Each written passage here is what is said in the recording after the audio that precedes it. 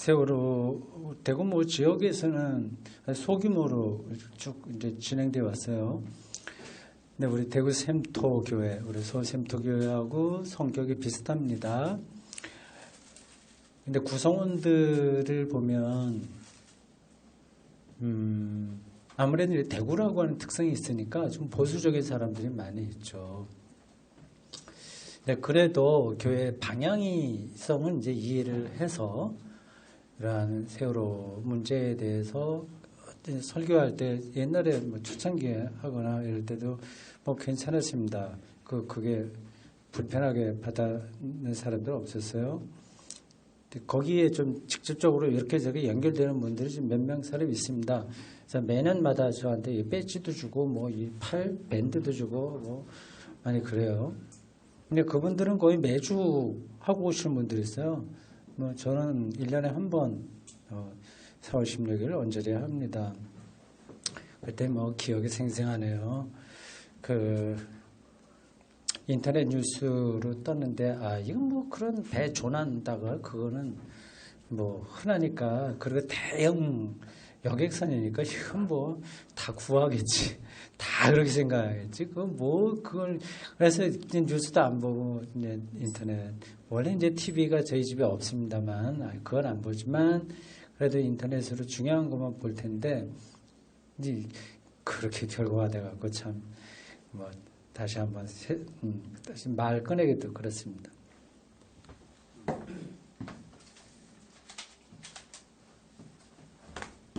네.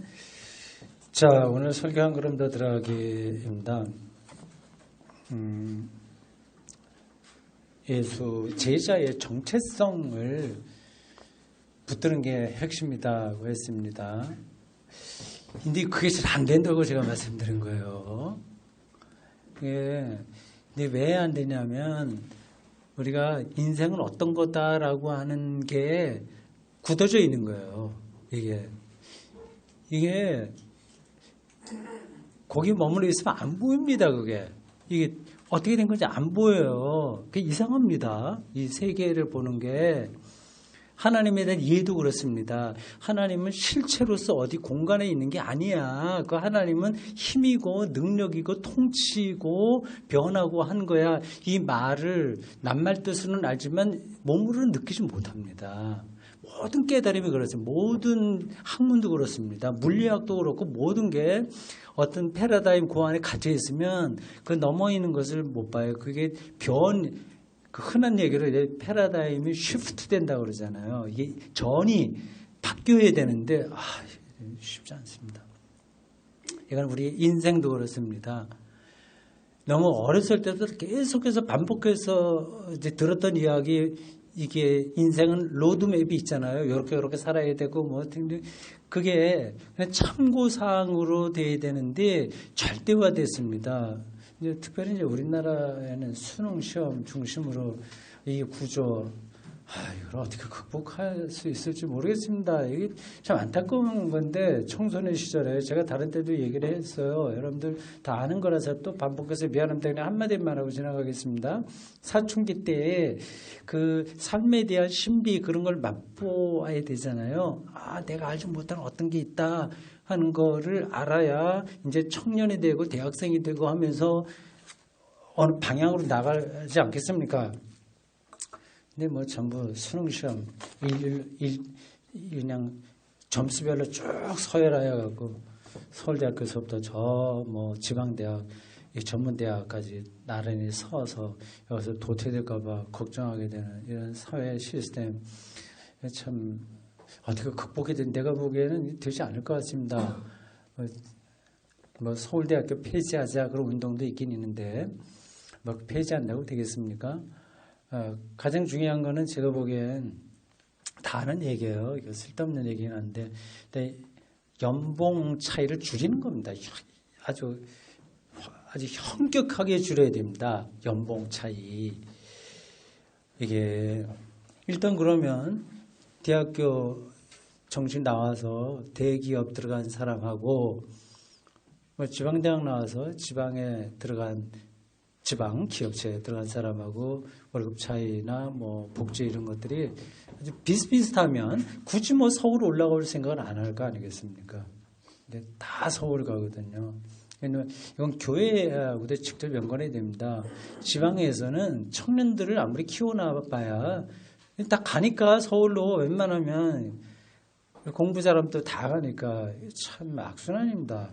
그러다 보니 목회하는데도 지방이 없고 다 서울로 올라오고 이렇게 애를 쓰죠. 뭐 현실에서 어쩔 수 없는데, 근데 그 삶이 뭐냐에 대한 길들여진 거, 요거를 넘어서기가 힘든 거예요.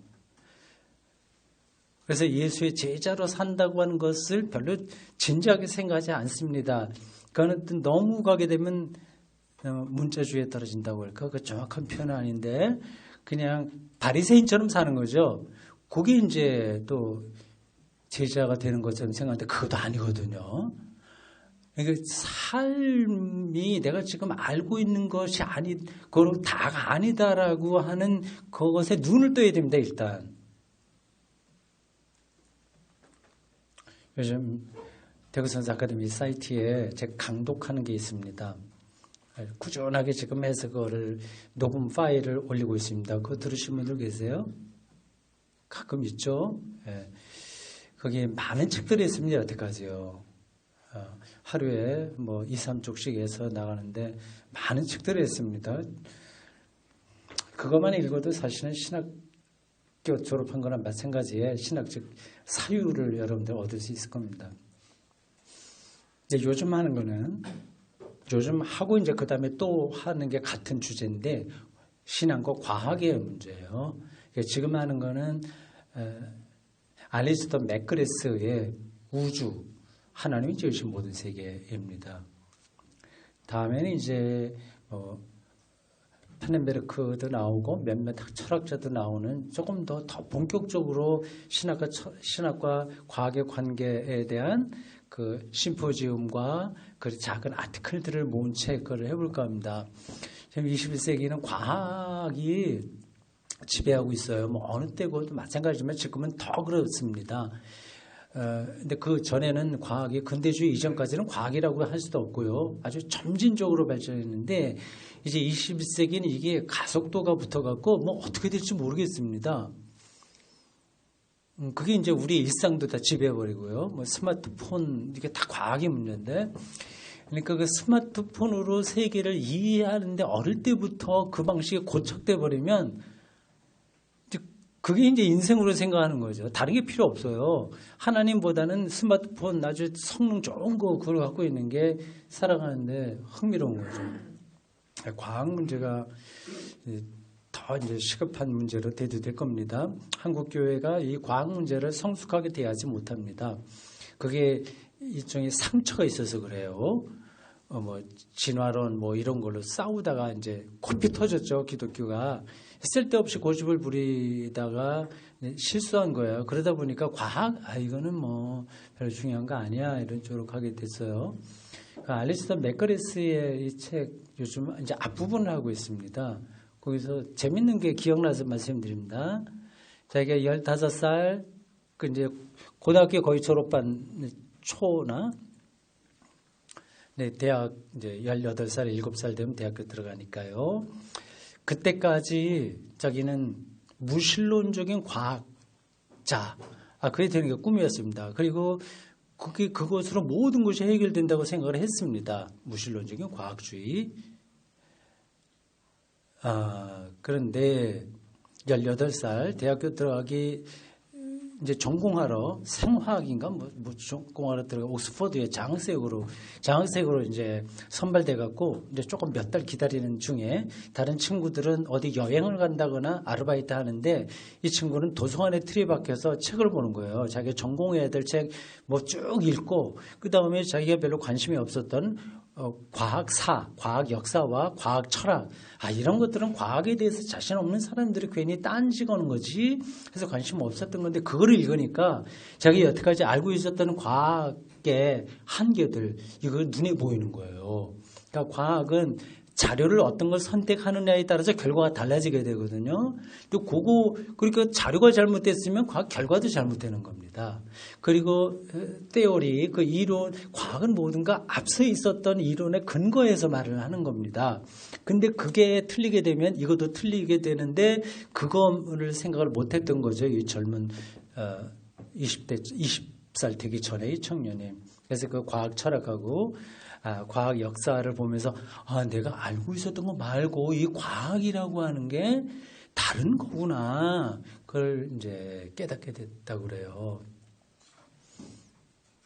그래서 이제 옥스퍼드 대학에서 과학으로 생물학인가 뭐 물리학인가 뭐 하여튼 그걸로 박사학위 받고 그러면서 기독교 신학 박사도 되고 뭐 그런 지금 아주 굉장히 그 인정을 받는 학자입니다. 제가 뭐 다른 얘기하다 글로 왔는데 삶에 대해서 이제 제자도가 우리에게 먼 거는 기독교인들이 자기가 어려서부터 배웠던 것에 그냥 꽉 묶여 있습니다. 이걸 극복하기 쉽지 않습니다. 거의 불가능할 것 같아요. 내가 보기에는 안 됩니다. 그러니까 그러한 것들을 강화하는 도구로 종교를 이용하는 거예요. 내가 기도해서 뭐 얻어야지, 성취해야지. 그게 다 자본주의고 이 세상이 우리로 하여금 가르쳐주는 삶의 방식 아니겠습니까? 그거를 더 확대 재생산하는 것으로 종교를 이용하는 거예요. 그냥 나쁘게 이용하는 거 아닙니다. 착해요. 다들 사람들은. 근데 거기에 머물러 있는 거죠. 근데 이게 아무리 이렇게 얘기해도 그게 다지 뭐 다른 게 뭐 있다고 그게 생각이 됩니다. 그렇게 생각을 할 겁니다. 지금 제가 말을 하다가 제 둘째 딸의 생각이 나서 참 말을 더듬거렸어요. 아이하고 대화를 하다 보면 그러한 절실하게 느낍니다. 그래도 좀 나름대로 뭐 좀 하려고 하고 생각이 있는데 아버지가 말하는 게 그렇긴 그런 것 같은데 와닿지 않는다는 거예요. 그게 맞다. 이거 어떻게 하노? 제가 참 고민입니다. 근데 열심히 뭐 자기 성취해야 되고, 지금 초등학교 선생으로 있는데, 6년 차인가 뭐 그래 하는데, 아니, 거기에만 다 빠져 있는 거예요. 모든 거기에만. 그리고 인생 즐기려고 기회 나면 방학 때 뭐 해외 여행 가고 뭐, 그러니까 잘 나가는 식으로 인생을 즐기는 게 최고예요. 야, 그것을 그러지 마. 그 정말 교회도 좀 잘 나오고 뭐 해야 돼. 안 돼. 그게 잘 전달이 안 돼서 이건 뭐 좋다 나쁘다가 아니라 이게 어렸을 때부터 학교 교육으로 머릿속에 인생은 어떤 거다 하는 게 딱 못이 박혀 있어서 신앙적으로의 메타노이아죠. 방향을 다르게 보는 거 요거를 안 되는 것 같습니다. 그 바울이 고린도전서 어디선가 그런 얘기에서 이전 것은 지나갔으니 보라 새 것이 되었도다 이런 얘기가 나옵니다. 참 목사가 그 성경을 평생 동안 붙들고 산다는 게 언젠가도 얘기했죠. 참 행복한 일입니다. 자기가 그러니까 어쩔 수 없이 수요일날 가서 성경 뭐 지도해야 되니까 억지로라도 읽어야 되잖아요. 연구해야 되잖아요. 억지로 하는 공부가 도움이 될 때가 많습니다. 이전 것은 지나갔으니 보라 새 것이 되었도다고 하는 구절에 몇 주 전에 공부한 건데 지금하고 연관되는 문제입니다. 이 삶을 새롭게 보는 시각이라고 하는 겁니다. 근데 그거를 그 전에도 얼마나 제가 많이 읽고 설교하고 했겠습니까? 그러니까 나이가 들어서 보니까 이제는 더 그게 눈에 들어와요. 이전 것. 기존의 것이에요. 상투적인 거야. 이게 좋건 나쁘건 이미 기존의 패러다임이에요. 지나갔다. 그러니까 그 사람 바울 대단한 사람 알죠? 어떤 사람인지. 출생부터 로마 시민권 가지고 있었고요. 가마리엘 문화생이었었고 종교적으로나 정치적으로나 사회적으로 학식도 많고 박사학위도 그 당시로 보자면 받은 사람이고 대단한 그 통찰력이 있는 사람이고 가지고 있는 것은 자랑하기에도 넘치는 건데 그게는 이전 것이라는 겁니다. 나쁘다는 게 아니에요, 여러분. 그거를 구분해야 돼요. 나쁜 건 아니되 절대적인 것을 보니까 그게 상대적인 게 돼버리는 거야. 아니, 이런 눈을 갖고 살면 얼마나 행복하겠습니까? 새로운 거를 보니까 그 이전의 것들은 낡은 게 돼버리는 거예요. 다시 우리 둘째 딸 얘기하면 그게 자기에겐 낡은 거로 안 보여. 너무 재밌어. 이게 안 되는 겁니다. 아무리 말을 해도.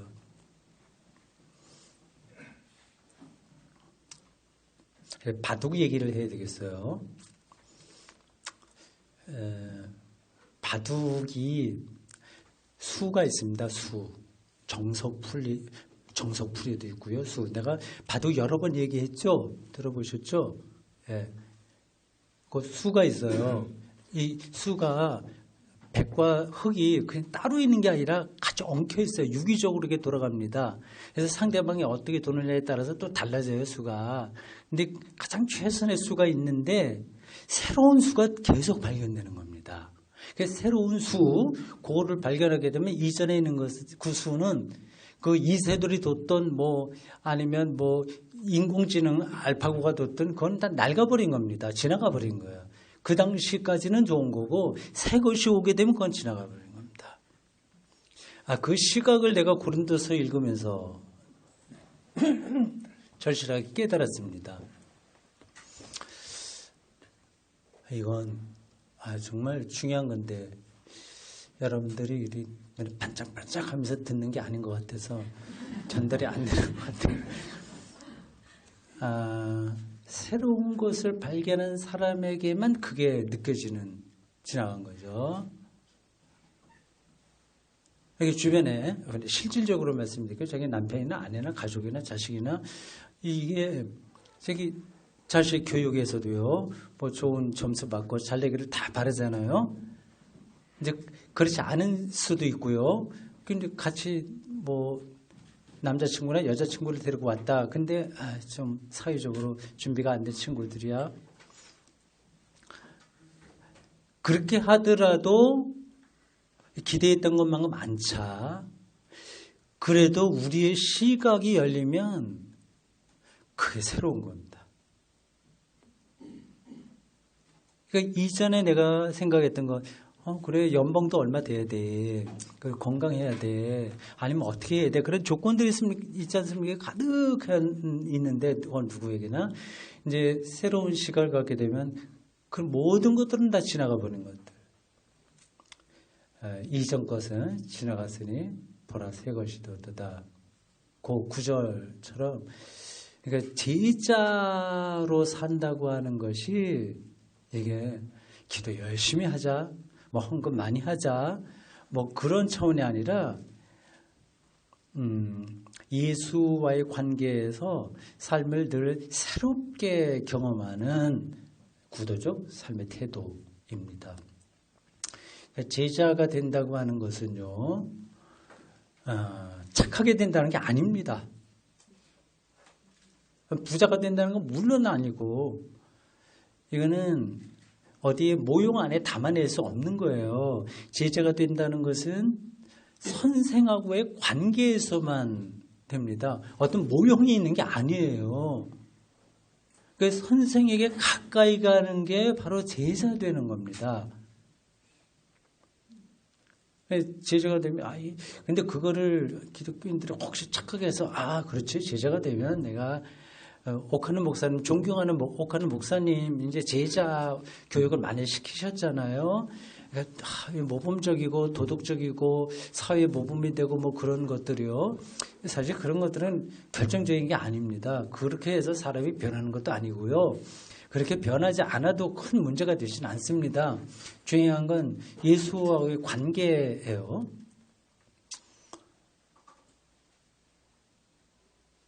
이렇게 비유적으로 얘기를 해야 되겠네요. 저는 가끔 기독교 신앙생활을 우리 소리 배우는 거하고도 비슷하다는 느낌을 가질 때가 있습니다. 소리 배우는 거. 소리만이 아니라 다른 예술도 마찬가지예요. 우리나라 고유의 소리 창이죠. 서편제, 동편제도 있죠. 그런 거 하는 것처럼요. 이제 그거를 배우는 사람들은 선생을 계속 만나야 됩니다. 그리고 선생의 소리를 하나하나 따라하는 거예요. 따라하는 겁니다. 그 따라하는 과정을 통해서 득음을 하게 되죠. 그러면 선생과는 다른 목소리를 낼 수 있는데 어쨌든 그 경지에는 도달하게 됩니다. 그 방법이 선생하고 같이 있는 거예요. 그게 예수에게 가까이 가는 거죠. 이건 뭐고 아는 얘기지. 우리 뭐 맨날 예수 따라간다 얘기하지 않냐 말할 수 있는데 그거하고는 좀 다릅니다. 저도 이제 뭐 나이가 이제 많이 들어서 뭐 젊었을 때부터 뭐 목표에 대한 야망은 전혀 없었던 사람이니까 그런데 뭐 지금 계속 그 생각은 비슷합니다. 근데 사람의 생각은 잘 변하지 않아요.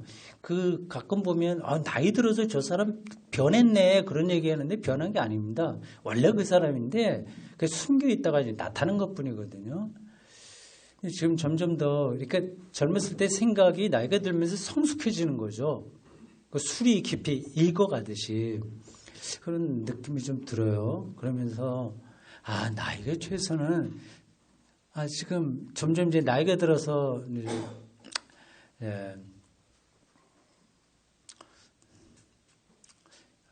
죽을 때가 가까이 왔다 이렇게 말하면 안 되죠. 그건 아닌데.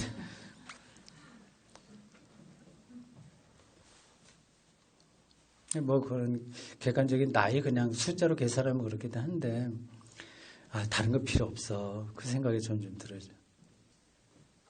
자식에 대한 염려? 그런 것도 정말 중요한 거 아니지. 그러니까 예수와 내가 얼마나 가까워지느냐 하는 거 최선인 겁니다. 그게 이제 예수와의 일치고 그리스도 안에 있는 거고 그리스도가 내 안에 있는 건데 이게 너무 예민한 문제라서 예민하다기보다도 섬세한 거라서 영적인 거죠. 말하자면 그러니까 말로 설명이 좀 잘 안 되는 겁니다. 예수의 생각을 이해하죠. 예수의 행위, 예수의 하나님 나라 그거만 내가 좀 가까이 갔다 그러면 보고 인생 충분하다. 다른 건 더 필요 없다. 그 생각이 더 절실하게 됩니다. 그게 이제 제자로서의 정체성인 거죠. 그러니까 다른 건 다 없어도 돼요. 예수와의 관계만 밀착해지면 속된 표현으로 성공한 인생이라고 할 수 있습니다. 왜 그러냐면 생명에 가까이 가는 거니까. 그러니까 다른 건 여러분들 마음 편하게 놓고 살아도 됩니다. 좀 이렇게 사나 저렇게 사나 좀 불편하나 어떻게 하나 뭐 이건 설교 비슷한 얘기인데 요거를 조금 더 확실하게 여러분들에게 말씀드리고 싶어서 반복한 겁니다.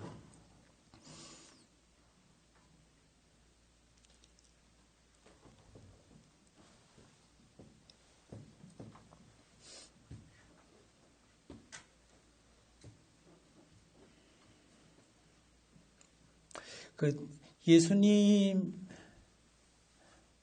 가까이 가는 것, 예수님과 일치되는 것, 많은 거를 성취할 생각하지 말고 해봤자 별거 없어요. 아주 실질적으로 그렇습니다. 내가 좀 가까이 가는 거를 느끼면 그때 이제 뭐가 다르게 보일 겁니다.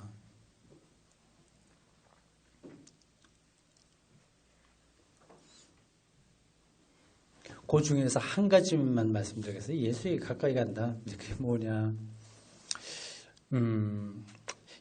예수님은 우리 죄를 위해서 십자가 지셨다. 얘기하잖아요. 교리예요. 그거를 실질적으로 느끼는 거죠. 알아야 되죠. 알고 이해하고 인식하고 느끼고 경험하고 믿고 하는 그런 총체적인 인격적인 관계 속으로 들어가는 겁니다. 그러니까 결국 이거는 신비일 수 있어요. 생명과의 조우라고 하는 신비입니다. 그러니까 예수와 우리 죄를 위해서 십자가 지셨다. 이게 뭐예요? 이게 와닿지 않죠? 예. 그냥 교리적으로만 이해를 하고 있는 거 아니겠습니까? 세례 받을 때. 근데 그게 마음은 안 와닿거든요. 아마 여기 계신 분들 중에서는 그거 설명하실 수 있는 분들이 계실 겁니다. 그건 이제 다른 말로 속량, 속죄, 뭐 그렇게 표현해요. 우리 죄를 예수님의 십자가로 용서받았다고 하는 겁니다. 2000년 전 30대 초반의 나이로 로마 형법에 의해서 십자가에 죽은 예수, 그리고 일부의 사람들에게 부활체로 경험된 그 일부의 사람들에게 경험된 거예요. 십자가와 부활은 예수님의 운명 그리고 우리의 예수 그리스도에 대한 신앙의 두 축이긴 한데 이건 성격이 다른 겁니다. 기본적으로 십자가는 누구나 다 알 수 있는 객관적인 사건이었어요. 가야바, 로마 병정들, 예수의 제자들, 등등 다 그걸 확인할 수 있는 거였으나 부활은 전혀 그렇지 않습니다. 그거는 평소에 예수를 따르던 일부 사람들에게 경험한 어떤 사건이었습니다. 그런데 무슨 얘기를 하려고 그랬죠? 속량, 속죄인데. 그래, 30대 초반의 나이로 죽은 예수, 유대인 남자의 죽음이 도대체 나의 죄 용서하고 무슨 관계가 있단 말이냐 하는 겁니다. 이거를 아주 실질적으로 여러 가지 관점에서 잘 설명할 수 있으면 그런 신학대학원 졸업한 것보다 더 훨씬 성숙한 생각을 하는 사람입니다. 신학대학원 졸업해도 이게 무슨 뜻인지를 잘 이렇게 잡지를 못합니다. 저도 마찬가지였어요.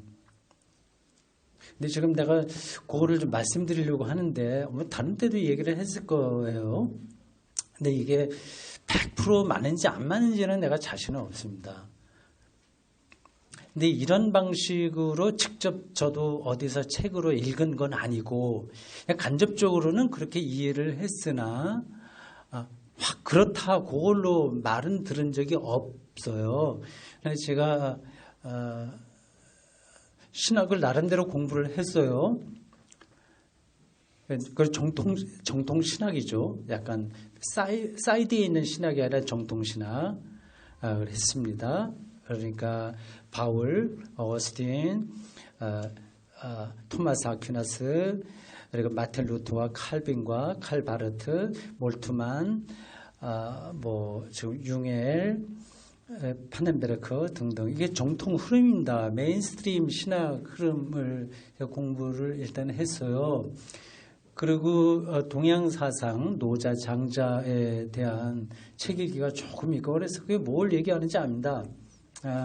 도가도, 비상도 이게 뭘 얘기하려고 하는지, 그리고 색즉시공, 공즉시색이라고 하는 그 불교 경전에 나온 게 뭘 얘기하는지를 좀 알아요. 인문학적이고 그리고 우주 빅뱅과 암흑 물질이 이 우주에 어떻게 있으며 그러니까 좀 깊이는 모르나 전반적인 것을 이해했기에 이 예수 그리스도의 십자가 죽음이 우리의 죄를 속죄한다고 하는 게 뭔가가 느낌으로 온 거예요. 그리고 그러한 학문적인 공부만이 아니라 베르디의 레퀴엠 그 합창곡을 들을 때의 느낌들, 그리고 여러 그 문학가들, 시인들 그런 것들을 통해서 생명의 어떤 편린들 그런 것들을 좀 맛보면서 이렇게 두루두루 이렇게 저의 퍼스널리티 안에서 해석된 이야기입니다. 너무 뜸을 많이 들이네. 직접 얘기하지.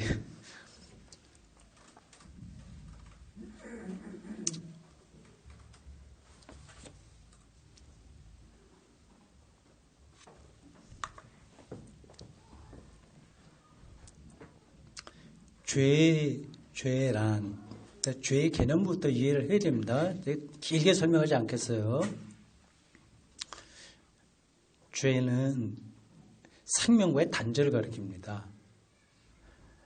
자기 스스로 생명의 주인이 있는데 자기가 자기를 완성하려는 갈망과 요구에 떨어짐으로써 생명과 단절되는 거죠. 그게 성서가 얘기하는 죄입니다. 선악과 사건이 그런 걸 신화적으로 설명하고 있습니다. 그리고 많은 그 중심되는 신학자들이 다 그 방식으로 얘기합니다.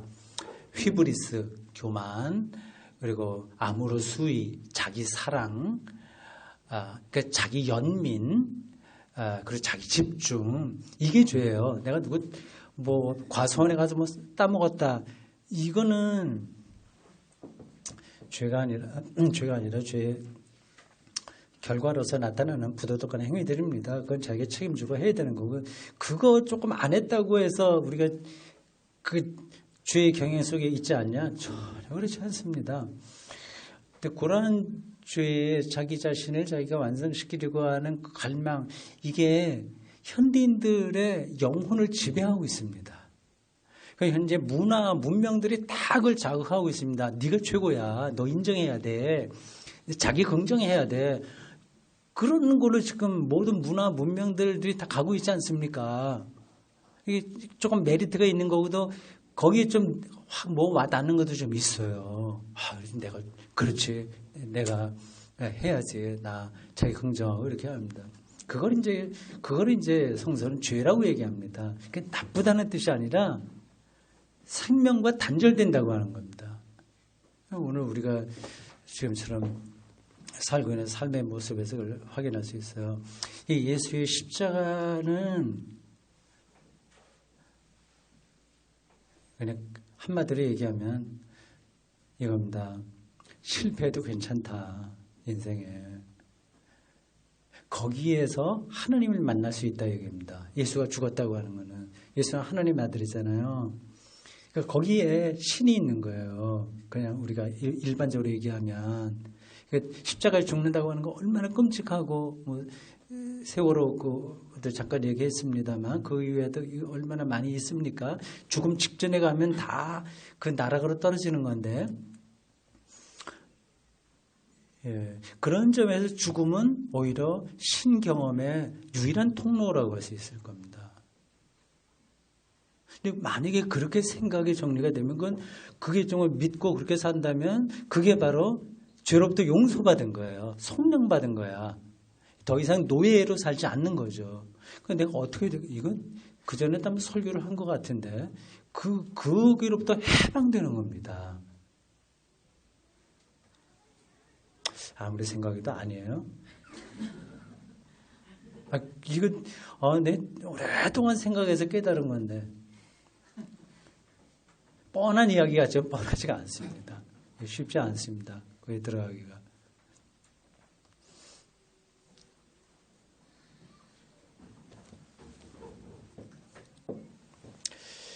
자, 그러니 그 방향은 정해졌는데, 그러니 죽을 때까지 살아가면서 저 나락으로 떨어져 있는 데서도 하나님을 발견할 수 있다는 그 사실 안으로 들어가 버려야 되는 거죠. 들어가야죠. 그거를 느끼고 경험하는 사람이 있고 못하는 사람이 있습니다. 그냥 쉬운 예로 들자면 제가 테니스를 좋아해요. 평생 동안 했습니다.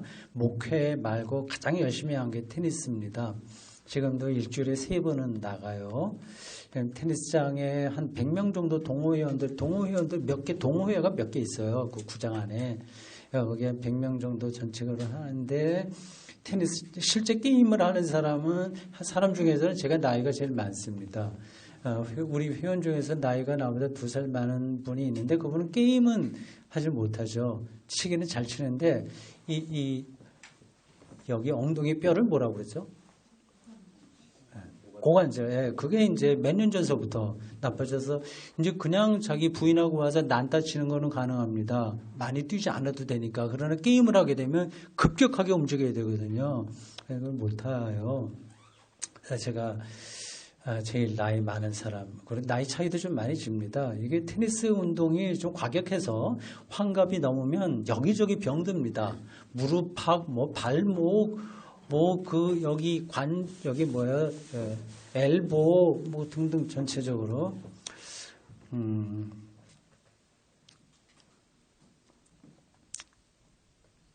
네, 테니스를 좋아해서 하는데 테니스 못해도 괜찮습니다. 교통사고가 나서 병원에 누워있다고 하더라도 거기서도 숨을 쉴 수 있으니까, 어떤 걸 냄새 맡을 수 있으니까, 살아있다고 하는 하나님의 생명의 힘이야. 생명의 힘. 살아있다고 하는 그거를 맛볼 수 있잖아요. 오늘 보는 거야. 그리고 접촉할 수 있는 거. 그래서 요즘 나무 이렇게 만져서 감촉 느끼고, 이 깊이로 들어갈 수 있으면 거의 그냥 신경험입니다. 범죄 신론, 뭐 문자로 붙이면 그런 건데, 그러니까 돈이 없어도 가능한 생명의 세계가 너무 많은 거예요. 목회도 마찬가지입니다. 수천 명 모이나 수십 명 모이나 차이가 하나도 없어요. 신자들 수천 명 모이면 어떻게 다 압니까? 목사가 그냥 자기는 이제 스타처럼 거기서 활동하는 거지, 신자들하고 실질적으로 영적인 교감을 나눌 수 있는 건 소수예요. 그러니까 한 몇십 명만 있다고 하더라도 그건 얼마든지 교회 공동체 코이노냐, 그게 가능하지 않습니까?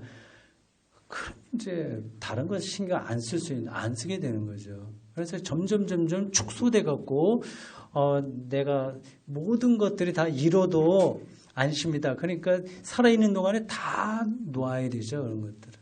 내가 완성하려고 막 붙들고 몸살나듯이 붙들었던 거를 죽기 전에 다 놔야 됩니다. 일단. 그러니까 아쉬움이 없는 상태로 가야만 구원에 가까이 가는 거고, 예수의 십자가하고 가까이 가는